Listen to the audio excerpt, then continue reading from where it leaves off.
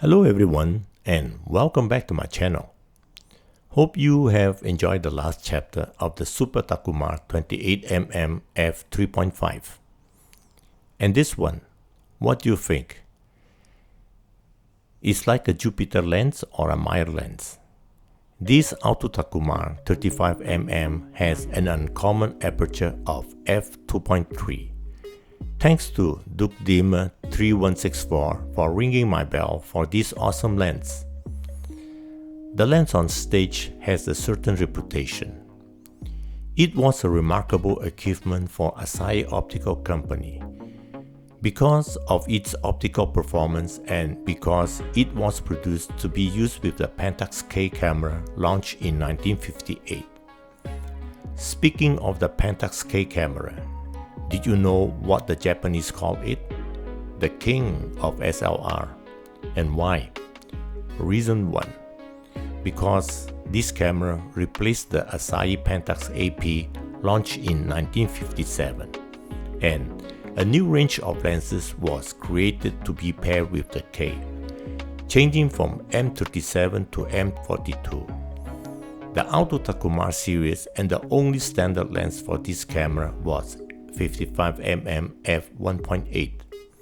Soon after, the new wide-angle AUTO-Takumar 35mm f2.3 and the medium telephoto AUTO-Takumar 105mm f2.8 were introduced. Reason 2.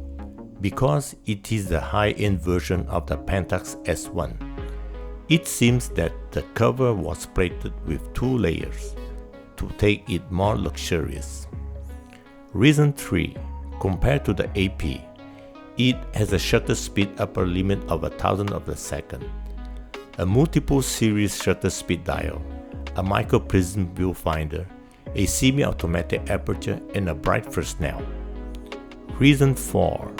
The price at the time was 51,500 yen for it. K stands for 1,000th of a second reach. The previous Asahi flex was only 500. For those who are here for the first time, M42 mount was explained in the above mentioned chapter.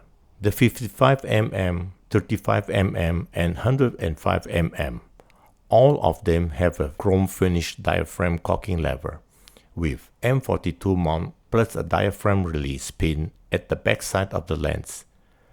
How did it work? To be more visible in this video, I set f4, then I push the diaphragm cocking lever.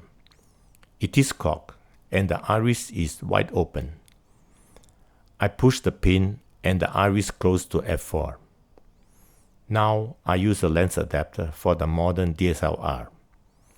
Your lens adapter must have an inner bayonet that pushes the pin, otherwise will be useless like this one. The iris is set to f4 and I am attaching the lens. Notice the iris diaphragm. Now that the pin remains pushed, diaphragm cocking lever won't work. What is happening? In cameras that work with M42 lenses with a pin, inside the camera there's a pushing bar at the resting position. By pressing the shutter release knob, the pushing bar will push the pin and the iris closes to the aperture you have before selected. But why with a lens adapter the diaphragm cocking lever doesn't work? Because this lens was made to be used on film cameras. Suppose you want something very sharp at f8. You dial f8 and the iris closes. Inside Fresnel became dark. And that's why you cock the diaphragm to open the iris and become bright again. The aperture closes to f8 when the shutter is pressed. Now that you know about its background and understands how it works, let's return to the main subject. It was produced from 1959 to 1963.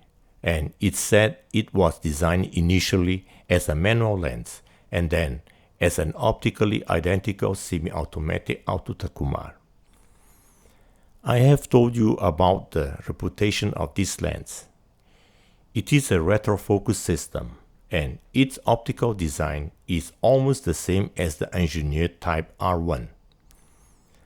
The blue group is the SAR type, and the red group is a negative meniscus lens.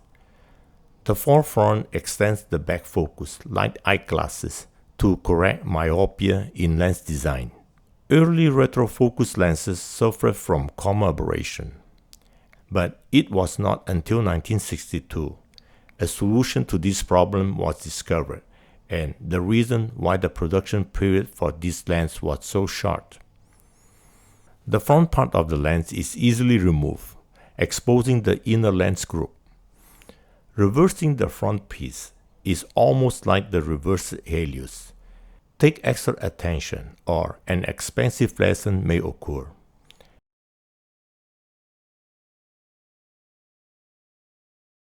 And now let's watch how this lens performs.